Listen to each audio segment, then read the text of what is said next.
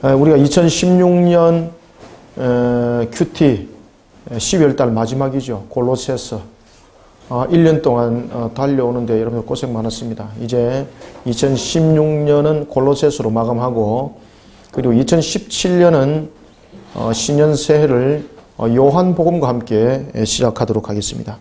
먼저 우리가 골로새서를 묵상하면서 이 골로새서의 전체적인 개론들을 우리가 큐티를 하기 전에 먼저 공부를 하고, 그리고 골로새서를 묵상을 하시길 바랍니다. 우리가 성경을 보면은 사도 바울이 기록했던 13권의 서신서 가운데서 사도 바울이 옥중에서 기록한 성경이 4권이 있는데, 그것이 바로 에빌골몬이죠.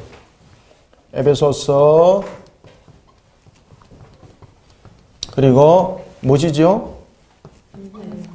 빌립보서, 그 다음에 오늘 우리 공부하는 것 골로새서, 그리고 빌레몬스.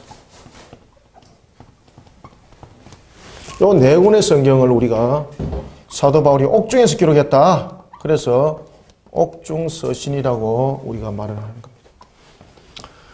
이 4권의 옥중서신 가운데서 오늘 우리가 이제 골로새서를 가지고 2016년을 우리가 마지막 큐티를 하겠는데, 이 골로새서는 이 골로새 교회를 향한 사도 바울의 편지입니다.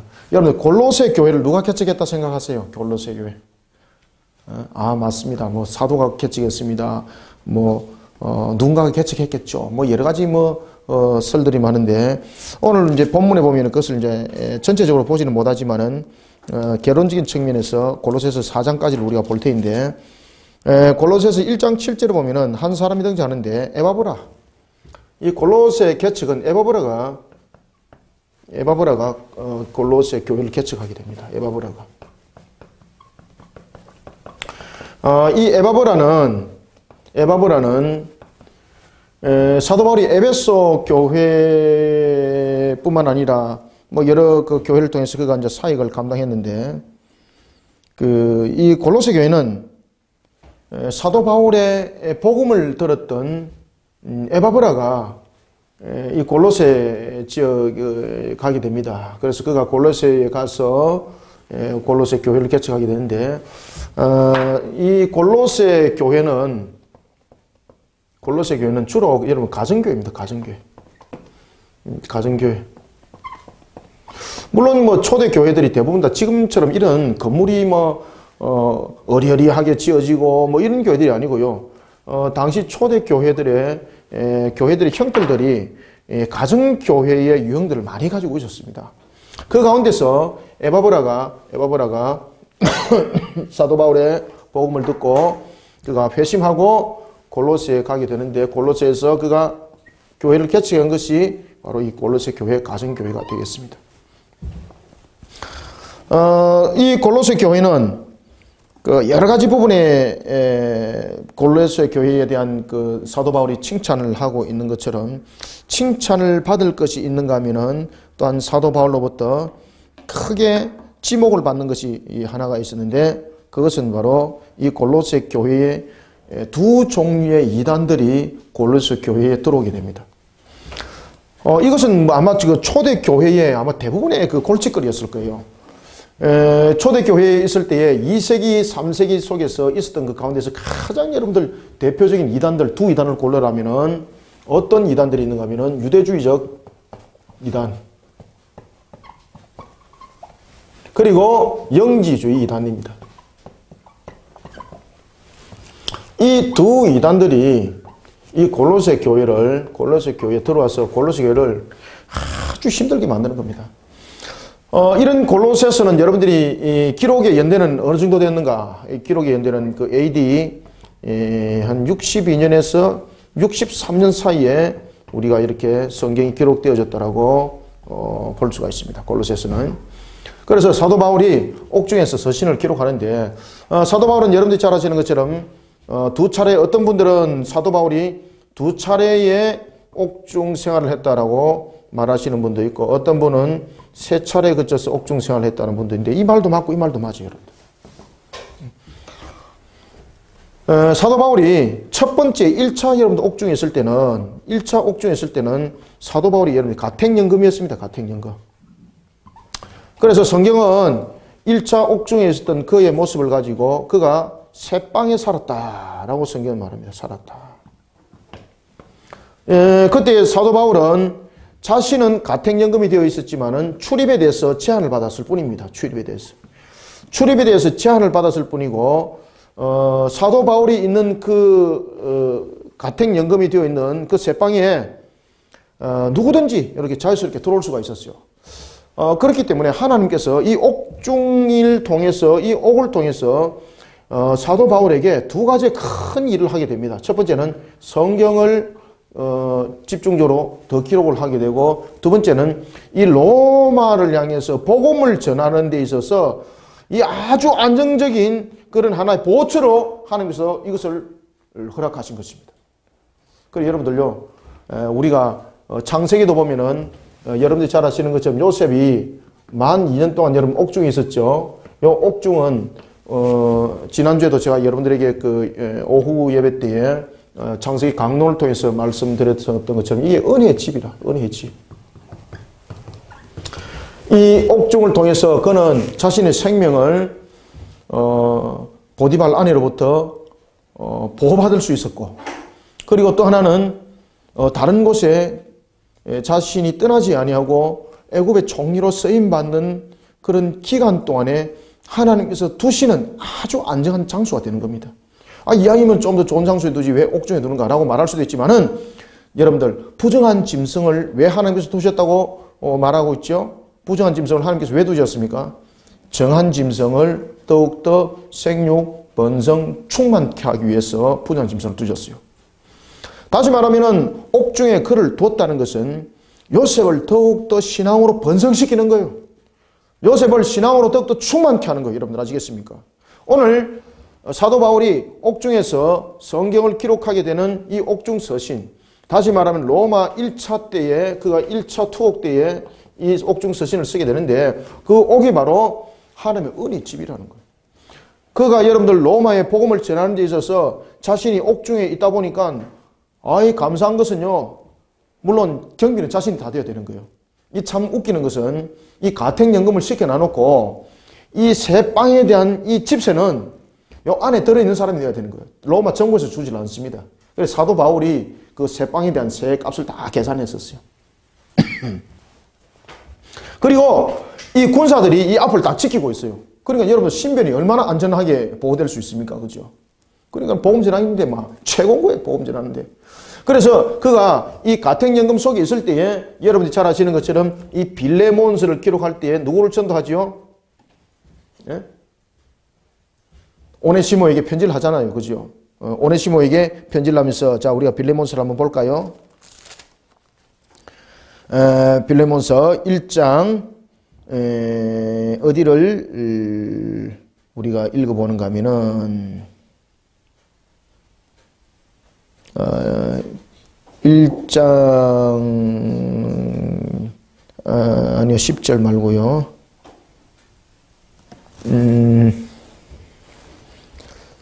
자, 우리가 7절 한번 읽어보고 7절 먼저 한번 읽어봅시다. 시작. 형제여, 성도들의 마음이 너로 말미암아 평안함을 얻으리니 내가 너의 사랑으로 많은 기쁨과 위로를 받았노라. 그러면서 그가 10절에 이렇게 말합니다. 갇힌 중에서 낳은 아들 오네시모를 위하여 네게 간구하노니. 그리고 16절, 이후로는 종과 같이 대하지 아니하고 종 이상으로 곧 사랑받는 형제로 둘 자라.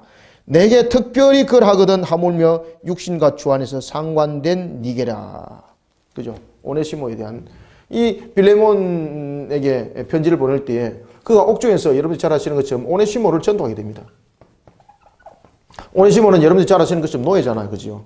그리고 노예가 그 주인을 재산에 손상을 입히고 탈출을 하게 되면 그는요, 죽음이에요. 여러분들요.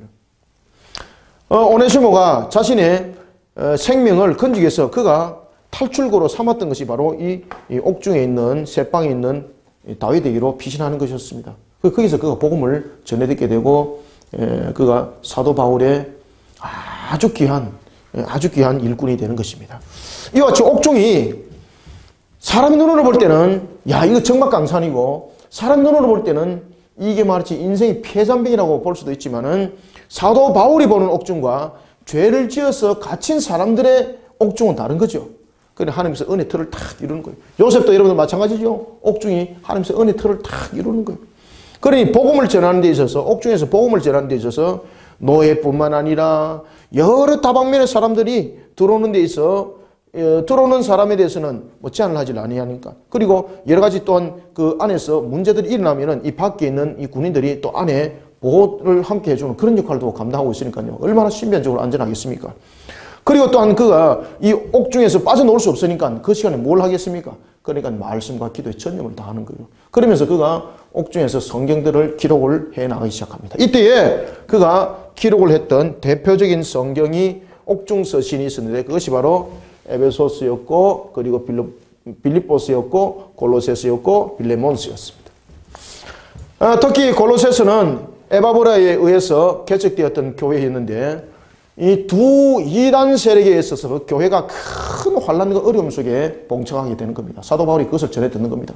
그때에 여러분이 사도 바울의 이 옥중 서신 골로새서를 통해서 우리가 볼 것은 사도 바울이 이 두 이단들을 향해서 징검을 딱 들거든요. 징검을 딱 들 때에 이 거짓 교사들에 대해서 막 비방하고 막 XX 단어 쓰고 말이죠. 이런 식으로 그가 대처하지 않습니다. 사도 바울은 이 거짓 교사들의 가르침이 뭐가 잘못되어 있는지를 그가 근본적으로 가르쳐 나가는데 특히 그리스도에 대한 진정성, 그리스도가 누군가, 그리스도.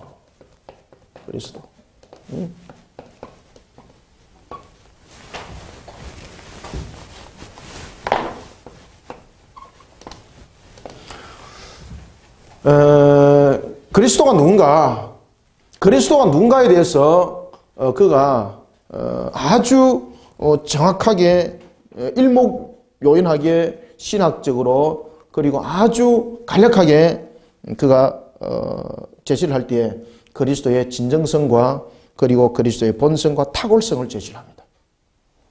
왜 그런 이야기를 써내려가는가 하면은 특히 유대주의적 기독론을 가지고 있었던 자들, 특히 여러분들 골로새서는 기독론에 관해서 많은 이야기를 합니다. 기독론에 관해서.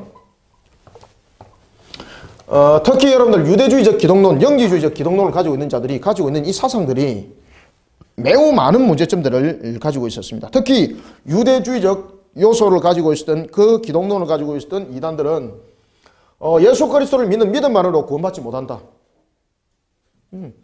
예수가 누군가? 유대인이다. 우리가 누군가? 유대인이다. 그러면서 아브라함에 관한 것서부터 그 내용들을 쫙 그들이 설명하면서 그들이 무엇을 제시를 했을까요? 율법적 요소를 강화를 하는 겁니다. 율법적 요소를. 그들이 율법적 요소를 강화를 하면서 무엇을 강조를 합니까? 할례. 그리고 부정하는 음식. 여러분들이 잘 아시는 것처럼 베드로도 하나님께서 보따리를 내려서 부정한 짐승을 먹으라. 그러니까 뭐라고 말했습니까? 어찌 이것을 나에게 먹으라고 권합니까? 이거는 먹을 수 없습니다. 라고 말했던 것처럼 이 유대인들에게 있어서 음식 문제는 매우 여러분들 중요한 문제였습니다. 그러니 이 할례도 중요합니다만 이 음식에 대한 부분도 굉장히 그들이 중요하게 다뤘습니다. 그래서 할례와 음식과 그리고 예법과 절기준수, 제사법 아시죠? 그죠? 예법과 절기준수 이 부분들을 다 다루고 있더라는 것입니다. 그런데 여러분들 잘 아시는 것처럼 할례와 음식과 예법과 절기준수는 누가 다 이루셨습니까? 예수 그리스도께서 어디서 이루셨죠? 예수 그리스도께서 십자가에서 예수 그리스도께서 다 이룬 일들입니다. 이거는 할례는 우리에게 믿음의 할례로서, 그죠? 믿는 믿음으로서 이미 이 음식에 대한 예법에 관한 것, 절기준수 이런 것들은 전부 다 십자가에서 예수님께서 전부 다 이룬 것입니다. 그래서 예수님께서 십자가에서 뭐라고 말씀하십니까? 다 이뤘다라고 말씀하시잖아요. 다 이뤘다. 다 이뤘다. 다 이뤘다. 그냥 말하기 좋아라고 하는 것이 아니라요. 다 이뤘다는 거죠. 이와 같은 율법 속에서 지금까지 해왔던 이 모든 것들을 다 이뤘다는 거죠. 그런데 그들은 예수 그리스도를 믿는 믿음 속에서 이와 같은 율법적 여러 가지 이 관습들 그리고 율법적 여러 가지 내용들을 다 해나가야 된다라고 그들은 믿고 있었습니다. 자, 그런가 하면은 영지주의자들은 무엇을 주장했을까요? 말 그대로 영지주의자는 여러분들 지식에 관한 것이거든요. 지식에 관한 것. 그래서 그노시스, 지식에 관한 것들을 그들은 다루고 있었는데 특히 그들은 지혜를 강조를 하고 있습니다. 그래서 그들의 구원은 지혜입니다. 지혜를 강조하려는데 그냥 우리가 사람들이 말하는 지혜가 아니라 구원에 필요한 지혜를 말하고 있습니다. 구원에 필요한 지혜. 그러면은 그들은 예수 그리스도가 이 땅에 왜 오셨는가? 육신과 영이 있는데, 자, 여러분들 영지주의자들 기독론은 영혼과 육체에 있어서 죄를 누가 지었는가? 육체가 선악을 알게 하는 실과를 따먹었다는 거죠. 그러면은 죄는 육체가 범한 것이지 영혼은 죄를 범한 육체에 갇혀있다. 이렇게 본 겁니다. 영지주의자들은. 죄를 범한 육체 안에 영혼이 갇혀있는 거예요. 그러니 영혼은 죄를 지은 사실이 없는 거예요. 그러니 구원은 무엇인가? 영지주의자들은 구원을 뭐라고 생각하고 있었겠어요? 구원을. 이게요. 유리펜이 돼가지고 이게 잘 안 나와요. 여러분들. 그래서 목사님 왜 자꾸 이렇게 꾹꾹 눌릴까? 이 잉크가 안 나와서 그렇습니다. 그들은 이 구원을 육육간의 구원이 아니라 영혼 구원을 그들은 설명하고 있습니다. 영혼 구원. 그러니 예수님께서 이 땅에 오신 것은 이 글이 잘 안 보이죠.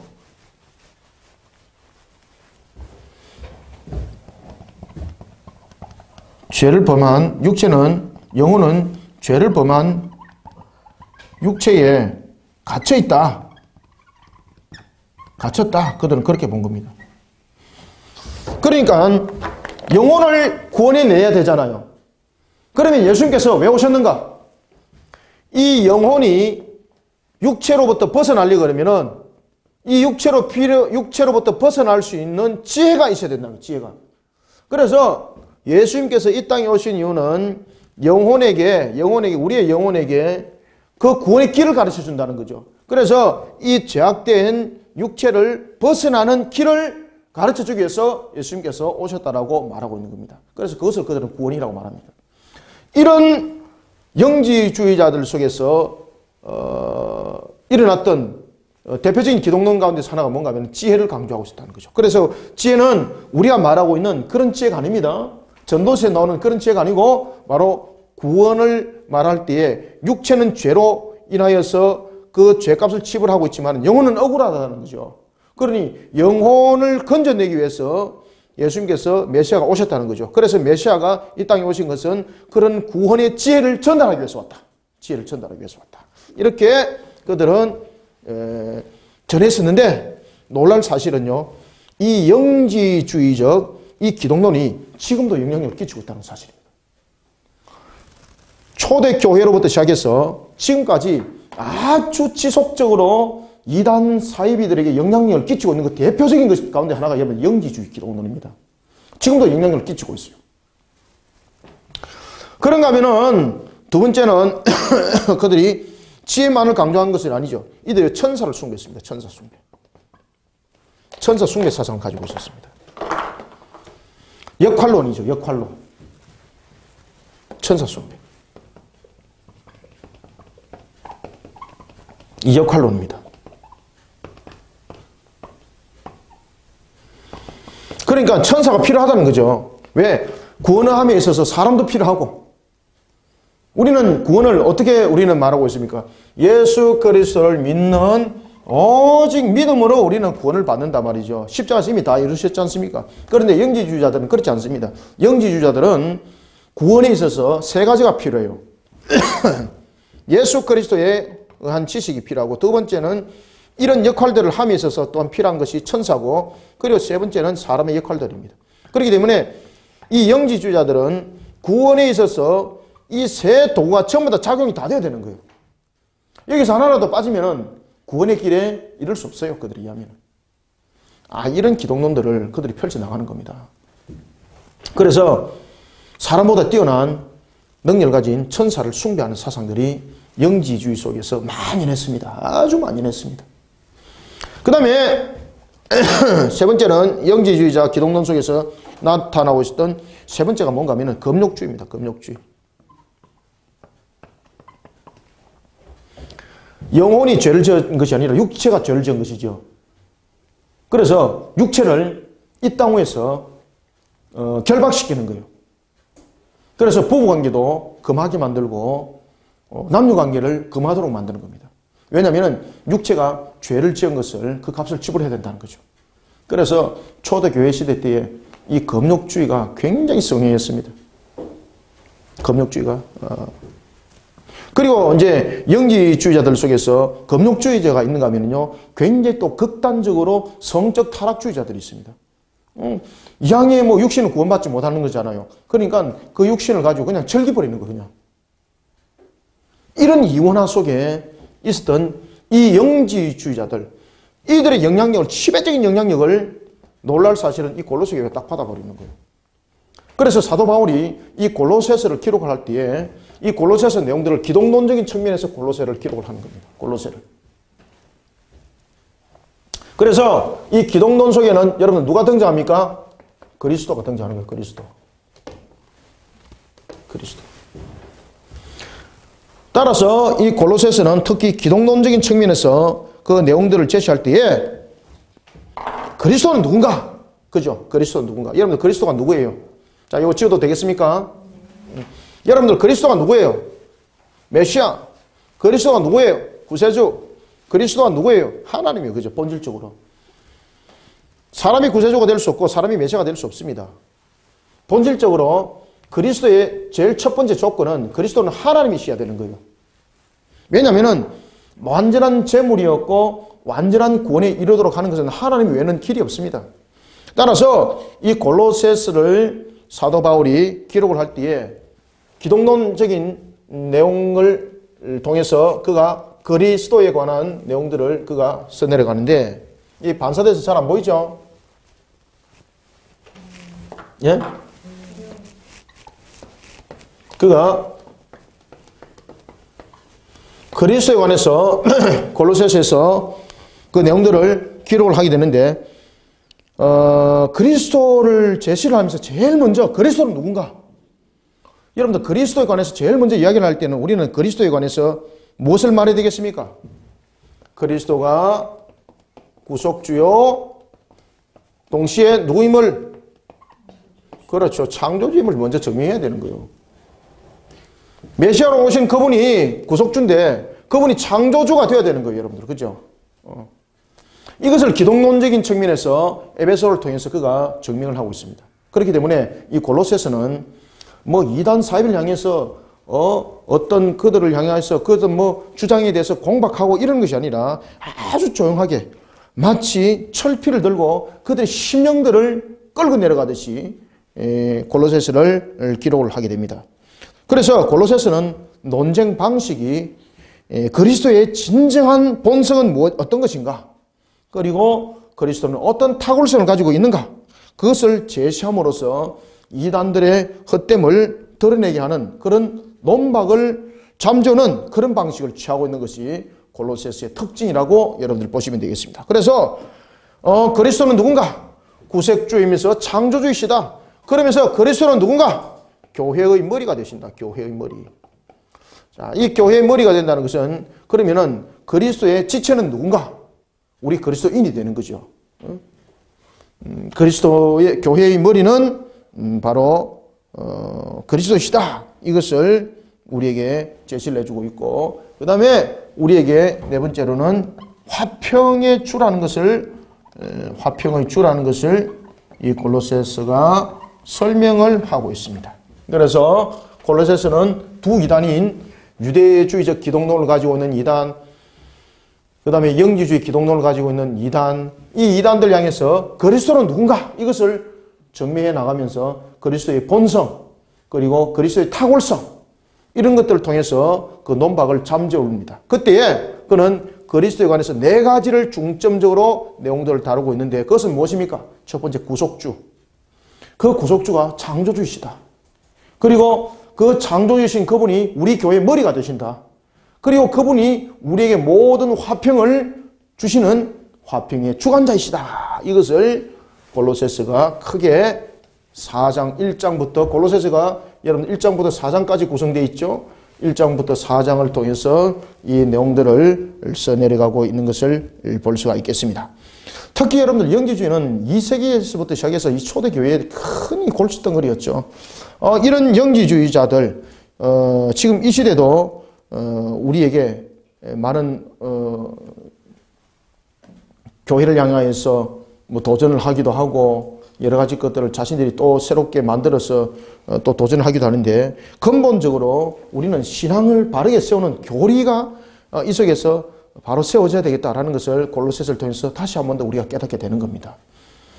이단들이 등장할 때에 가장 발달했던 것이 여러분들요 교리입니다.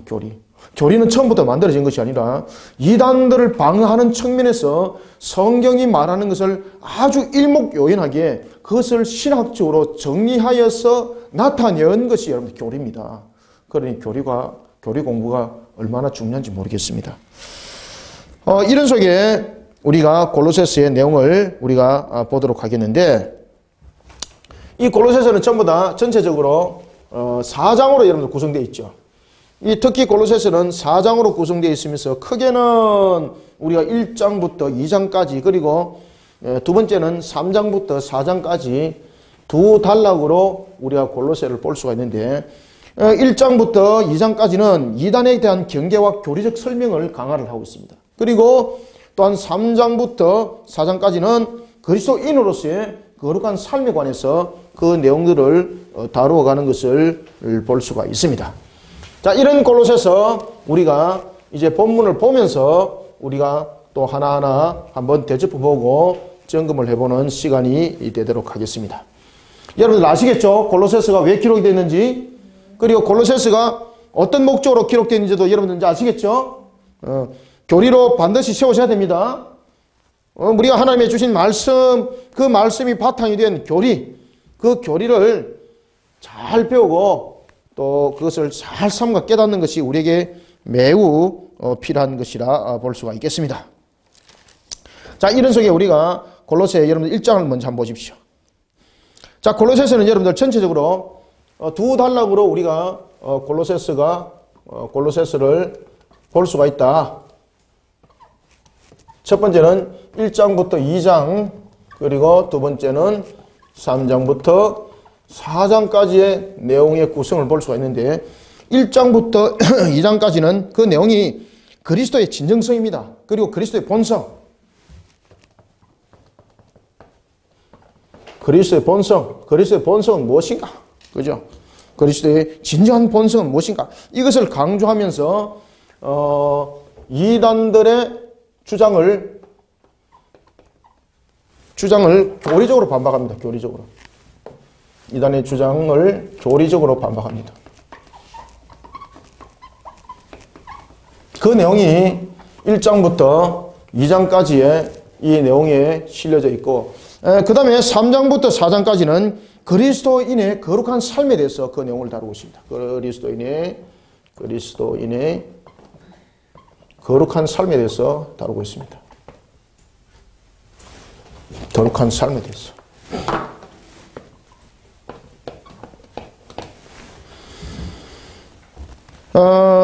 이런 속에 우리가 전체적인 내용들을 우리 한번 돌이켜 보도록 하겠습니다.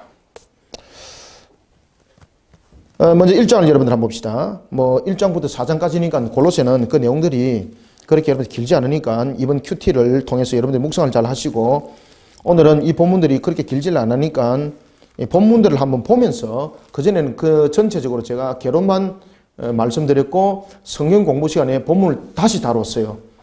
그렇지만 오늘은 본문은 다루지는 않겠습니다만은 그래도 개론보다는 전체적인 내용도 함께 볼 수 있는 그런 잠깐 시간을 한번 가지도록 하겠습니다. 자, 먼저 우리가 골로새서 여러분들 1장 1절부터 2절을 한번 읽어봅시다. 시작.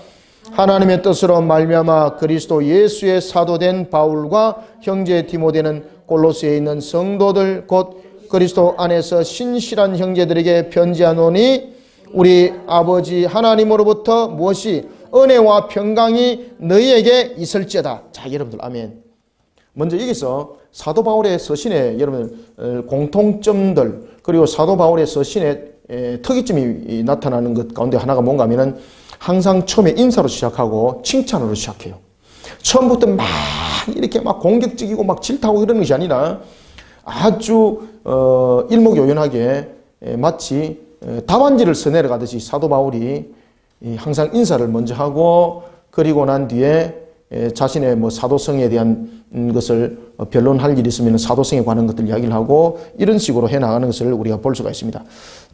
골로새서도 마찬가지입니다. 먼저 우리가 1장은 우리가 두 가지로 한번 보겠는데 1장 1절부터 2절까지가 우리가 읽어봤지 않습니까? 그 내용이 무엇을 다루고 있었습니까?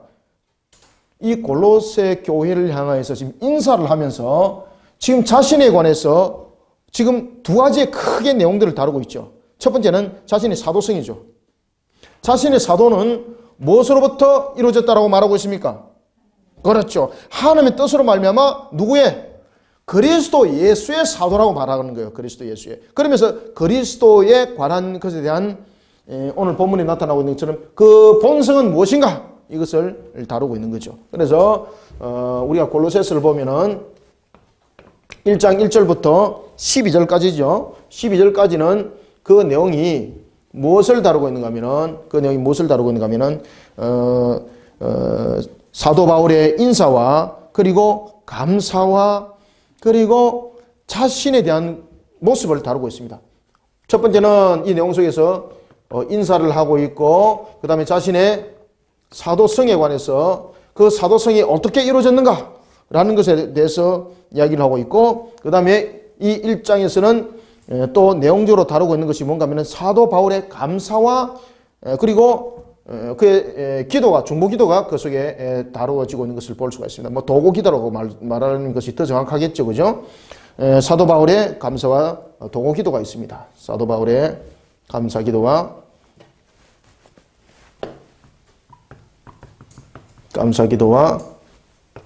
그리고 도고 기도가 있다.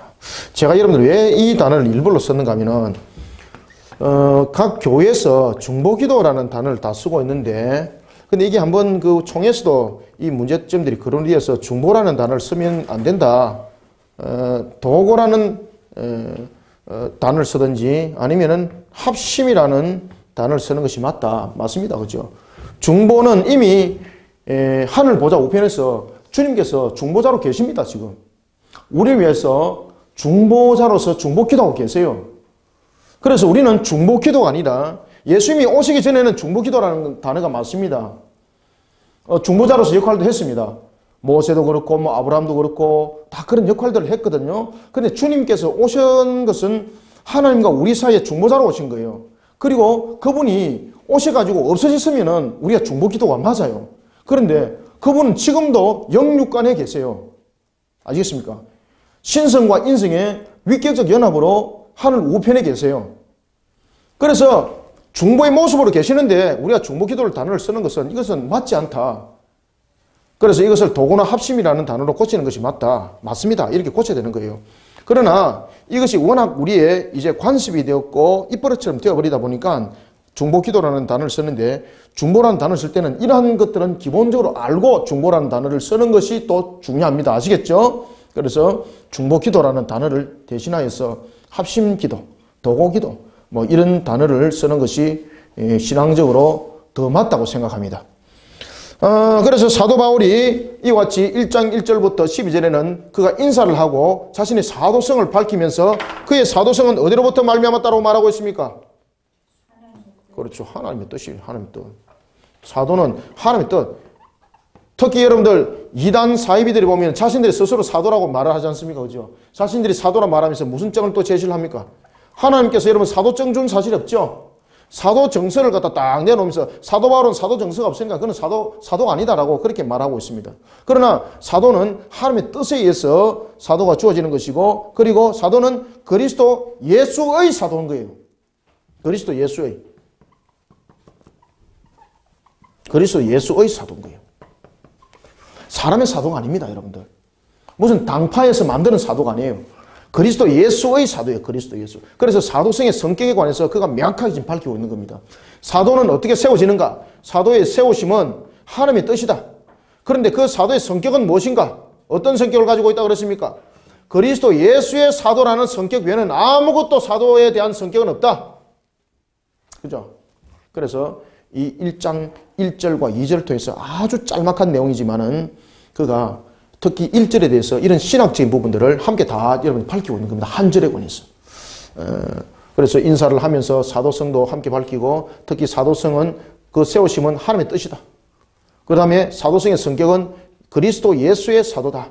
여기에 대해서 분명하게 그가 설명하고 있는 것을 우리가 볼 수가 있습니다. 그러면서 2절에 보면은 골로새에 있는 성도들 곧 그리스도 안에서 신실한 형제들에게 편지하노니 우리 아버지 하나님으로부터 무엇이 있을 것이다.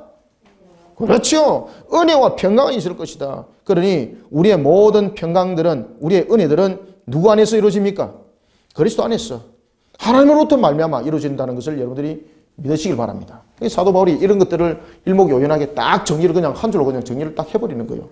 그러니 논란의 소지가 없도록 아예 그냥 한 줄로서 딱 총정리를 해버리는 골로새서를 우리가 발견할 수가 있겠습니다. 그러면서 자 보십시오. 그러면서 사도 바울이 자 4절과 5절에 보면 신앙의 기본적인 덕목 세 가지를 설명합니다. 자 신앙에는 기본적인 신앙의 덕목 세 가지가 있어야 되는데 그것은 무엇입니까? 믿음, 사랑, 소망이라는 신앙의 세 가지의 덕목을 가져야 된다. 믿음, 사랑, 소망. 그죠? 믿음, 사랑, 소망. 그러니까 여기서 1장에서 대표적으로 이 내용들을 설명하면서 그가 이렇게 말합니다. 신앙에는 세 가지의 덕목이 있어야 되는데 그것이 바로 믿음과 사랑과 소망이더라. 믿음과 사랑과 소망이더라. 믿음과 사랑과 소망. 이런 신앙의 세 덕목을 가져야 된다. 그러면은 오늘 본문에도 이런 이야기를 합니다. 이런 신앙의 세 덕목을 가져야 되는 너희들은 소망을 어디에다 두라고요? 하늘에다 두란 말이에요. 소망을. 믿음과 소망, 믿음과 사랑, 소망이 있을 때 이 소망은 어디에다 둬야 되겠습니까, 여러분들? 땅에 두는 것이 아니라 하늘에 두는 소망이 되어야 되는 것이에요. 그러면서 이 소망을 가지고 믿음과 이 소망을 가지고 그 다음에 이 사랑을 가지고 그가 그냥 이렇게 말을 끝낸 것이 아닙니다. 이것을 가지고 유대주의적 율법론을 가지고 있던 기독론을 가지고 있던 그들을 향해서 영지주의자들을 향해서 이제 교리적으로 반박을 딱 하는 겁니다. 이게. 그러니까 여러분들 그냥 그가 말 한마디 하고 지나간 것이 아닙니다. 어디에다 소망을 둬야 되는 것인가? 우리가 율법과 이미 이루어진 것 거기에 대해서는 우리는 소망 둘 이유가 없다. 오직 예수 그리스도를 향한 그 믿음, 그 하늘에 우리는 소망을 두면서 우리는 달려가야 되는 자가 되어야 된다. 라면서 5절을 한번 읽어볼까요? 시작. 너희를 위하여 하늘에 쌓아둔 소망으로 말미암음이니 곧 너희가 전에 복음 진리의 말씀을 들은 것이라. 아멘. 아시겠죠? 그죠? 그래서 사도 바울이 이와 같이 1장 1절부터 12절 통해서는 이런 내용들을 함께 담고 있습니다. 그러면서 또 한번 볼까요? 7절에서는 에바브라가 골로새 교회를 개척하면서 그들을 열심히 가르쳤던 거죠. 그러다 보니까 에바브라가 자기가 배워서 아는 것도 있지만은 자신이 또한 모르는 것도 많았겠죠. 그죠? 그런데 그런 부분에서 이제 문제들이 이제 생긴 거예요. 사도 바울이 거기에 대해서 변정을 하면서 교리적인 측면에서 그가 설명을 해 나가고 있습니다. 자, 그러면서 또한 이런 이야기를 합니다. 자, 9절과 10절도 한번 읽어보겠습니다. 시작. 이로써 우리도 듣던 날부터 너희를 위하여 기도하기를 그치지 아니하고 구하노니 너희로 하여금 모든 신령한 지혜와 총명에 누구의 뜻? 그렇죠. 하나님의 뜻을 아는 것으로 채워라. 그러니까 하나님의 뜻을 아는 것으로. 이거는 영지주의자를 향하여서 그리고 또한 율법주의적 기독론을 가진 자들 향해서 일침을 딱 가는 거예요. 하나님의 뜻을 아는 것으로 채워라. 하나님의 뜻을 아는 것으로서.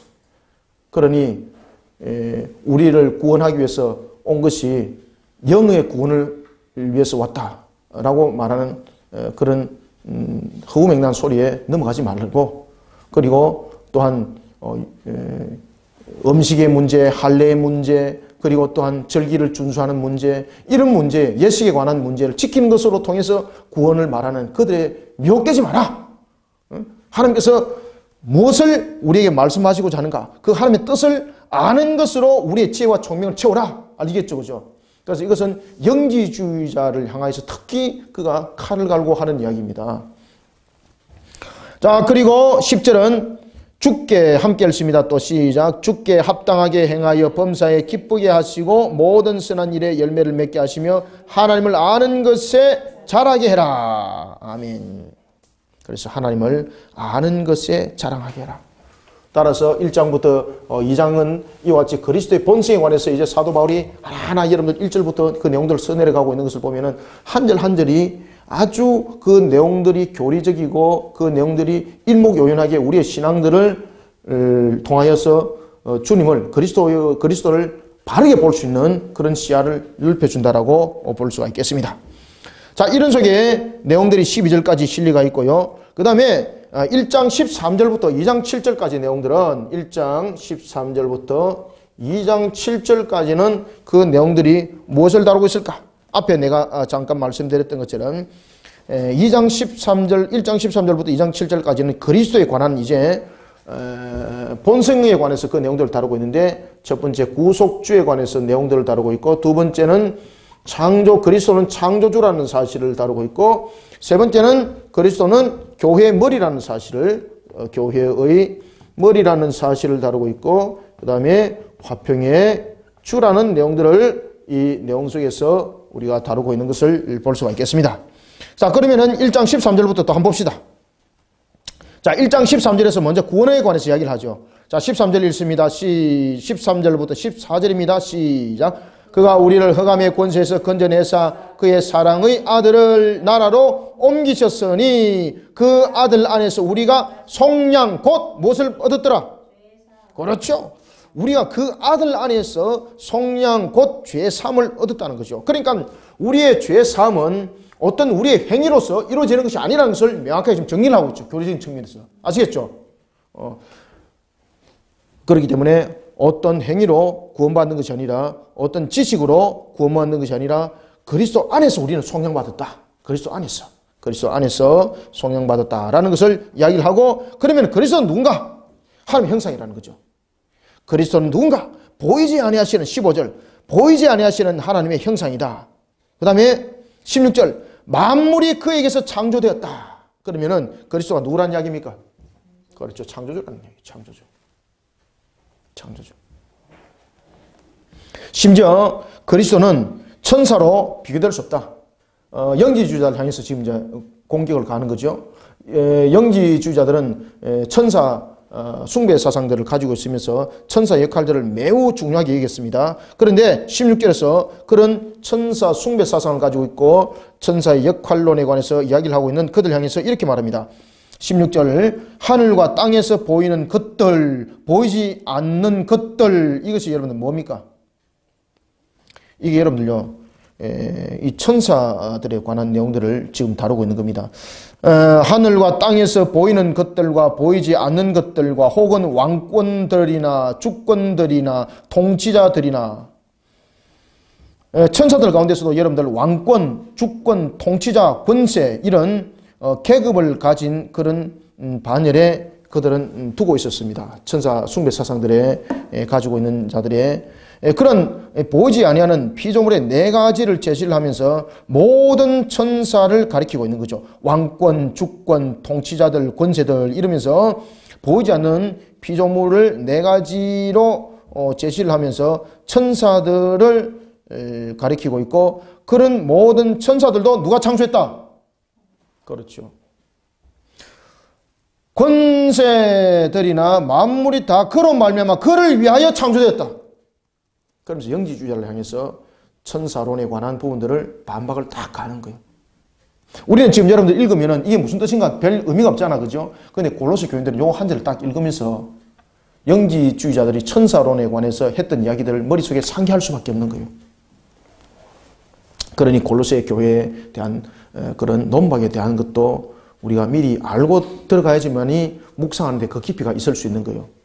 그래서 여러분들이 특히 골로새서를 짧은 4장입니다마는 12월 달 31일까지 묵상을 할 때에 이런 그리스도에 관한 사상들을 분명히 가지고 내가 그리스도 앞에 나는 어떤 존재가 되어야 되는가, 그리고 나는 이 땅을 살아가면서 그리스도의 어떤 가치를 바라는 자가 되어야 되겠는가, 이런 것을 여러분이 함께 묵상해 주시기 바랍니다. 아시겠죠? 자, 그 다음에 18절 보십시오. 18절에 보면은 그리스도는 교회 머리가 된다는 것을 설명하고 있습니다. 자, 18절 한번 읽습니다. 시작. 그는 몸인 교회의 머리시라. 그가 근본이시요 죽은 자들 가운데서 먼저 나신 이시니 이는 친히 만물의 으뜸이 되려 하심이시요. 그래서 이 1장 13절부터 2장 17절까지는 이런 내용들, 2장 7절까지는 이런 내용들을 다루고 있는 것을 볼 수가 있습니다. 그리고 우리가 그리스도에 관한 것에 대해서 뭐 내용들이 계속 일어나고 있죠. 20절도 보면 십자가의 피로 무엇을 이뤘다? 그렇죠. 십자가 피로서 화평을 이룬 거예요. 화평을, 하나님과의 우리 사이의 화평을 이뤘습니다. 그리고 화목되게 하셨습니다. 20절 하반절에도 보면은 그것이 모두 다 그리스도의 피의 값이에요. 그죠? 피의 값이에요. 그러니까 이 화평이 그냥 이루어진 것이 아니죠. 누구의 값으로? 그리스도의 피의 값으로. 제가 필체가 너무너무 안 좋아가지고 이 사람들이 잘 볼란가 모르겠습니다. 주님께서 능력 주신 줄 믿으시기 바랍니다.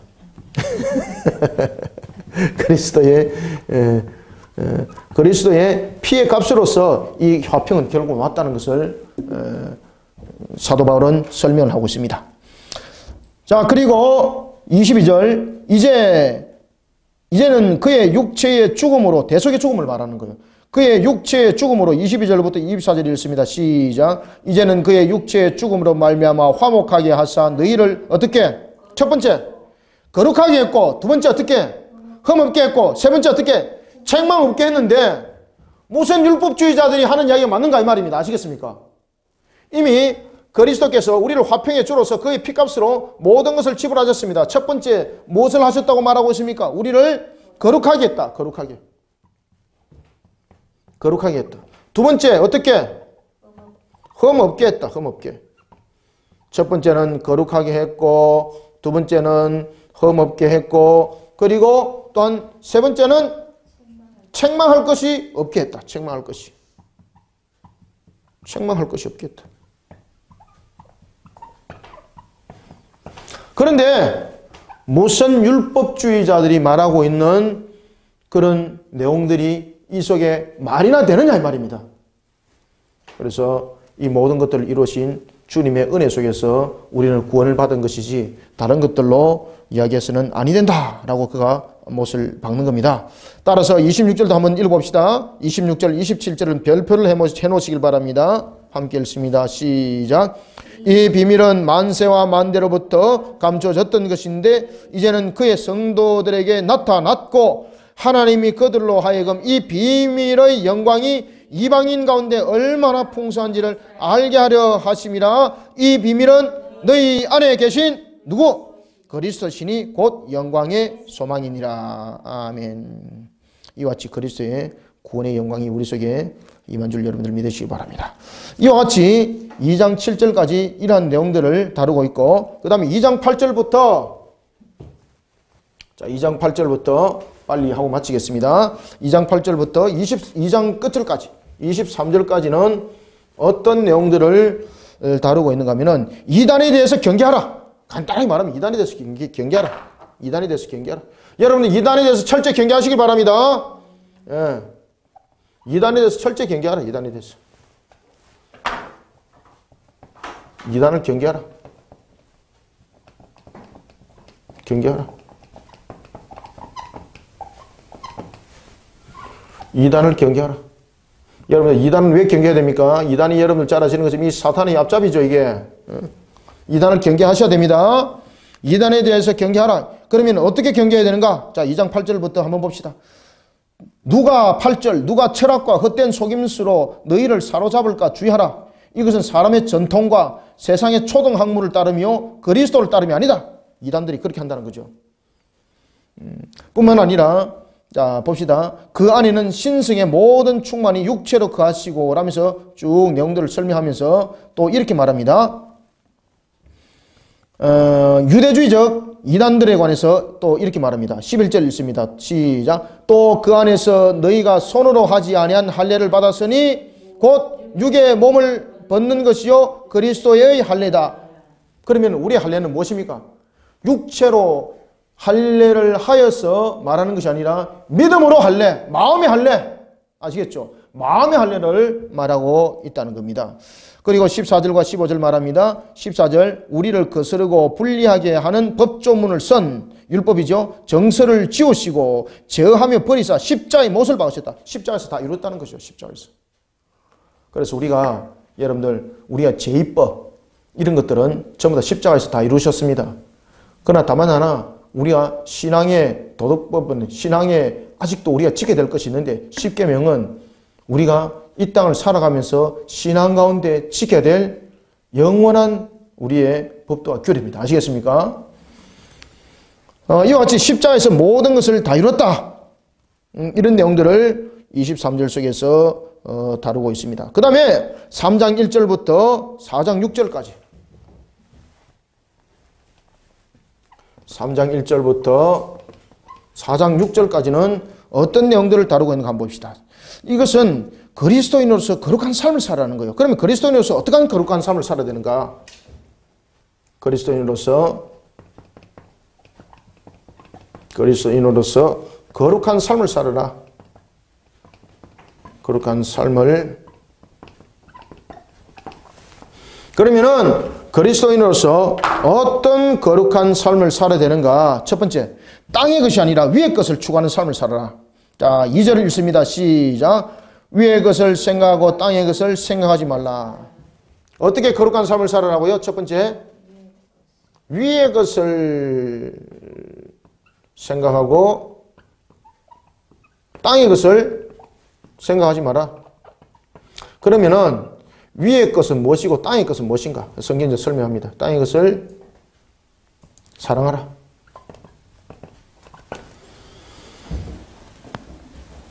그러면은 위의 것을 생각하고 땅의 것을 아이고 죄송합니다. 내가 사랑하랬다. 땅의 것을 생각하지 마라. 그러면 위의 것은 무엇인가 한번 보겠습니다. 자, 성경에 보면은 그러면 위의 것은 무엇인가? 그러면 땅의 것은 무엇인가? 자, 성경이 이렇게 이야기합니다. 5절 땅의 것은 무엇인가? 곧 음란과 부정과 사욕과 악한 정욕과 탐심이다. 땅의 것이 무엇이라고 말합니까? 그렇죠. 음란하고 부정하고 탐심하고 이런 것들이 전부 다 땅의 것인데 이게 사탄이 주는 악함이다. 이게 전부 다 사탄이 주는 그런 마음속에서 일어나는 것이다. 그러면은 우리는 어떤 자들이 되어야 되는가? 하늘의 것을 소망을 가져야 되는데 하늘의 것을 우리가 소망을 가지기 위해서는 어떻게 되는가? 이제 그 내용들을 우리에게 설명하고 있습니다. 그래서 거룩한 그리스도인으로서 삶은 땅의 것이 아니라 위의 것을 추구하는 삶을 살아야 되고, 두 번째는 새 사람이 된 성도가 버려야 될 옛 사람의 습성들은 무엇인가? 그러니까 새 사람으로서의 옛 사람의 습성들을 버려라 말이에요. 두 번째는 새 사람으로서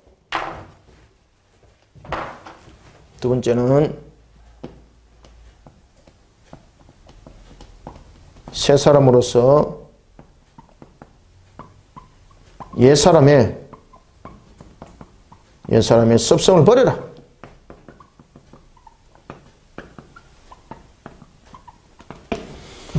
그러면은 우리가 벗어야 될 것은 무엇인가? 8절입니다. 별표를 딱 치놓으세요. 그러면은 우리가 옛 사람으로서 벗어야 될 성품 5가지. 옛 사람으로서의 벗어야 될 성품 5가지. 옛 사람으로서의 벗어야 될 성품 5가지. 첫 번째는 어떤 성품일까요? 자, 분한 마음은 누가 줍니까? 사탄이 주는 겁니다. 전부 다. 그래서 분함, 노여움, 악의, 비방, 입의 더러움, 이와 같은 것들을 이와 같은 옛것의 5가지를 버려라. 그러면은 새 사람으로 입어야 될 것은 무엇인가? 새 사람으로 그러면 입어야 될 5가지는 바로 우리의 인격을 이렇게 갖춰가는 것. 3장 12절 별표를 또 치놓으세요. 자, 3장 12절 읽습니다. 시작. 그러므로 너희는 하나님이 택하사 거룩하고 사랑받는 자처럼 첫 번째 긍휼, 두 번째 자비, 세 번째 겸손, 네 번째 온유, 다섯 번째 오래 참음으로 옷을 입어라. 옛 사람으로서 5가지를 버리고 그리고 새 사람으로서 5가지를 취하여서 이것이 너희들의 인품이 되어라. 이것이 너희들의 인격이 되어라. 이것이 너희들의 모습이 되어라. 이렇게 말을 하고 있습니다. 그럴 때에 벗어야 될 것이 뭔가? 긍휼을 옷을 입어라. 벗어야 될 것과 입어야 될 것 분명히 구별해라. 그리고 세 번째는 실천해야 될 신앙의 덕목은 무엇인가? 세 번째로는 실천할 신앙의 덕목. 실천할 신앙의 덕목. 그 신앙의 덕목을 이 3장 1절에서부터 4장 6절이 다루고 있습니다. 첫 번째는 위의 것을 생각하고 땅의 것을 생각하지 마라. 두 번째는 새 사람으로서의 옛 사람의 습성을 버려라.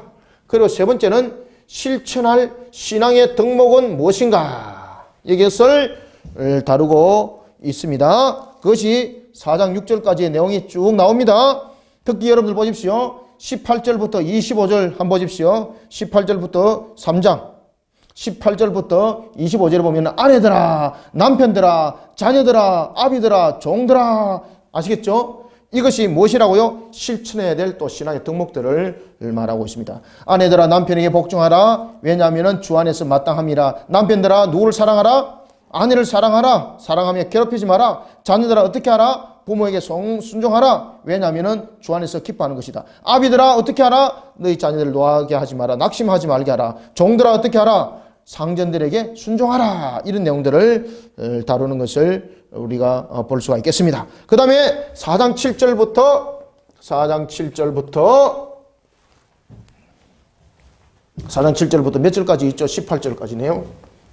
4장 7절부터 18절까지는 어떤 내용들을 다루고 있는가 하면 바로 개인적인 그런 인사말로서 그간 내용들을 끝맺는 것을 우리가 볼 수가 있습니다. 이때 인사말을 할 때 여러분 잘 보십시오. 주목해야 될 것이 하나가 있는데, 자, 등장하는 인물 가운데서 데마가 등장하죠. 그래서 이 골로새서는 디모데 후서를 기록하기 전에 기록한 성경입니다.